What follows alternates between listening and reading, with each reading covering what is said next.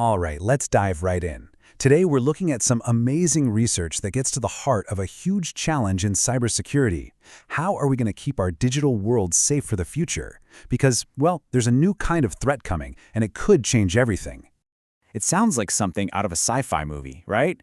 But this question is actually driving a massive worldwide effort. A completely new type of computer is on the horizon, and honestly, it has the power to shatter the very foundations of our digital lives. Okay, so here's the deal. For decades, everything we do online, your banking, secret government files, you name it, has been protected by encryption like RSA and ECC.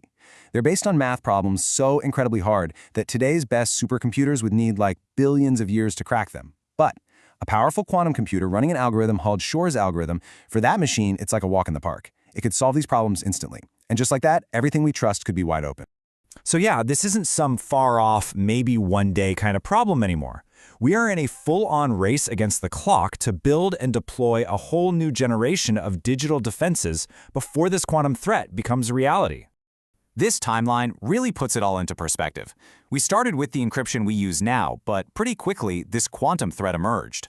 That threat kicked off a huge global competition, run by NIST, that's the U.S. National Institute of Standards and Technology, to find brand new algorithms that are quantum-proof. And get this isn't just theory anymore. On August 13, 2024, NIST finalized the very first set of these new standards. The future is officially here. So we've got the new rulebook. Now what? Well, the next critical step is to actually put these things to the test. Researchers are now taking these quantum-proof algorithms and plugging them into the tools we use every single day to see how they hold up in the real world. And at the absolute heart of this whole challenge is SSH, the secure shell. If you're a developer, if you've ever managed a server or pushed code, you use this thing every single day. It's the secure workhorse of the internet. So making sure SSH is quantum-proof isn't just some academic thought experiment, it's absolutely essential for keeping the internet's infrastructure from falling apart. All right, let's meet the new players in the game.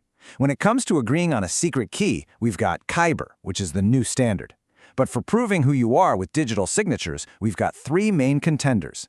There's dilithium, the solid, balanced all-rounder. Then you've got Falcon, which is all about being small and fast. And then there's Sphinx Plus, which is basically an ultra-secure tank built for maximum toughness. Now, what's really brilliant about this whole transition is that we don't have to just flip a giant switch and hope for the best. The research focuses on a hybrid mode, which cleverly combines one of the new post-quantum algorithms with a classic one we already trust. It's the best of both worlds. You're protected from future quantum attacks, but you also keep the guarantees of the security we've relied on for decades. It's like a safety net for the whole migration. And that brings us right to the core of this paper. The researchers said, okay, enough theory. Let's build a real-world test and see how these new algorithms actually perform when we use them in SSH. How fast are they? How much data do they chew up? The results were pretty fascinating. First things first, you need a baseline, right?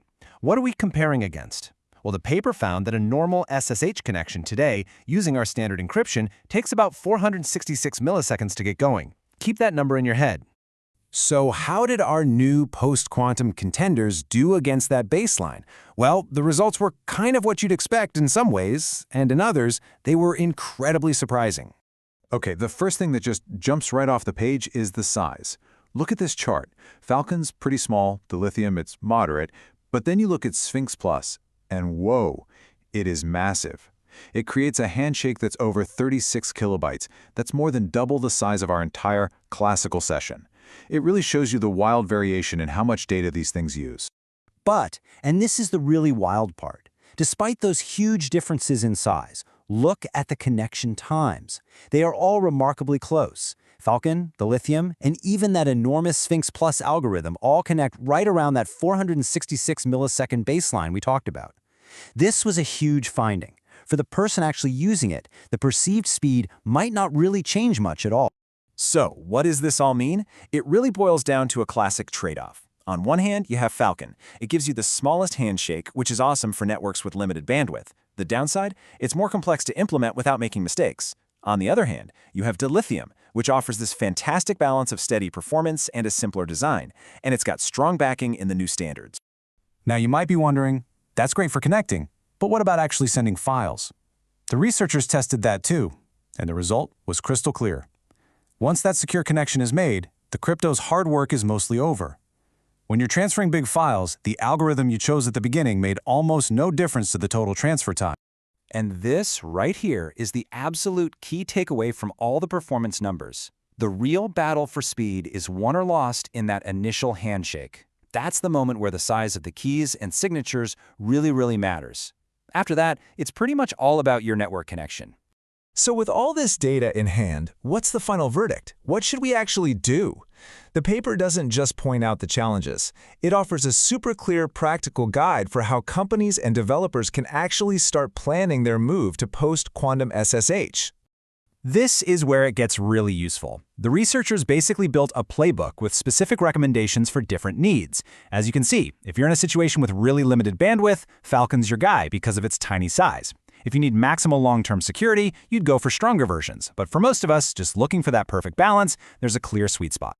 And here it is. The paper's #1 recommendation for a balanced, everyday approach is pairing the dilithium-3 signature with the Kyber 1024 key exchange. It's not the absolute smallest, and it's not the fastest in every single test, but it offers the best overall package, a great blend of speed, a manageable size, and a really strong security profile. So, there you have it. The research is in, the standards are here, and the path forward is clearer than it's ever been. The quantum shield has been forged.